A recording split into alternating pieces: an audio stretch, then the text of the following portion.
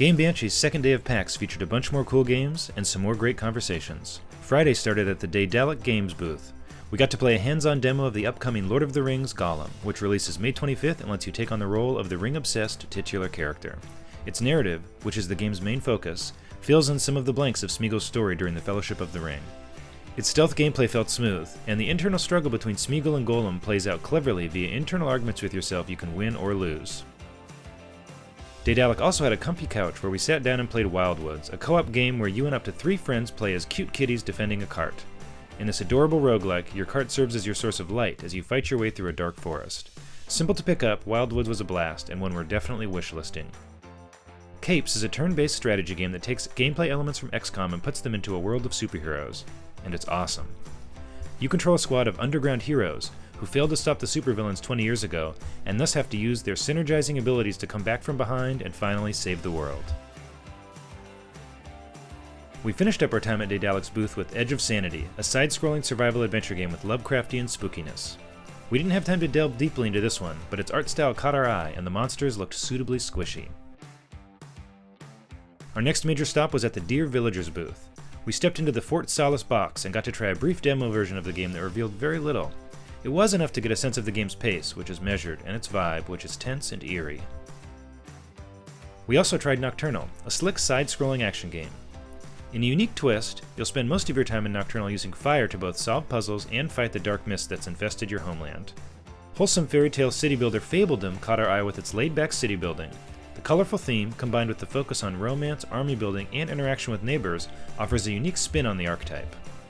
Dear Villagers also had the newly announced Passing By: A Tailwind Journey, a casual adventure game with a narrative focus.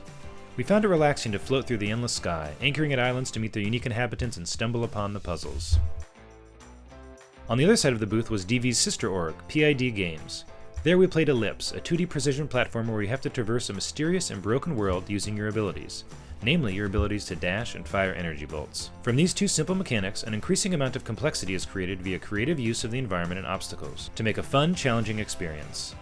Impressive stuff from developers apparently making their first game.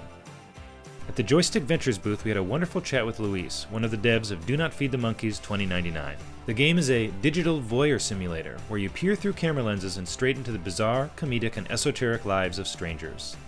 You have to try to piece together the various mysteries of their lives while still tending to your own needs and juggling an increasing number of tasks. The same booth also had Toy Tactics, a raucous RTS where you control an army of toy soldiers using a simple, intuitive system. Its exceptionally bombastic combat lets you get right into the action while still being deceptively difficult and tactical.